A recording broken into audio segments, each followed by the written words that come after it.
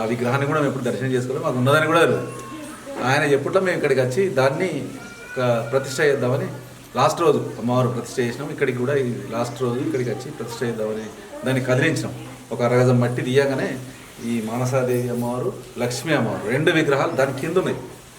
ఆ మట్టిలో మేము దాన్ని కడిగినాం. కడుగుతూ ఉంటే దగదగ బంగారు వర్ణంలో మెరుస్తూ ఉంది. అప్పుడు దొరికినప్పుడు అది నిర్ధారణ ఎట్లయింది అమ్మవారు మానసాదేవి అనే నిర్ధారణ ఎట్లా అంటే, కరీంనగర్లో శ్రీనివాస శర్మ అని ఆయన మనకు పోషమ్మను ప్రతిష్ఠ చేసిన గారు ఇక్కడికి వచ్చి రోడ్డు మీద ఉన్నాడు, కారులో కూర్చున్నాడు. చిన్నపిల్లలు పంపిండి ఇక్కడికి.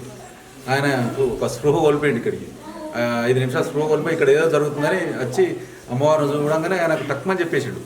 అది మానసాదేవి అమ్మవారు చెప్పిందా మరి ఎట్లా కానీ మొత్తం అయితే మానసాదేవి అమ్మవారు ఇక్కడ ఎక్కడ లేదు, మీరు కనుక ఆలయం కట్టుకుంటే ఎక్కడికో వెళ్ళిపోతుందని చెప్పాడు. దాన్ని మేము దృష్టిలో పెట్టుకొని ఈ కార్యక్రమం అప్పటి మందం రేకుల షెడ్ వేసి మేము మిగతా కార్యక్రమాలు, పోషమ్మ కార్యక్రమాలు అవన్నీ మన ఇన్స్టా ప్రొఫైల్లో గల్లీ న్యూస్ ఛానల్ లింక్ ఉంది. ఫుల్ వీడియో కోసం గల్లీ న్యూస్ ఛానల్ని వీక్షించండి.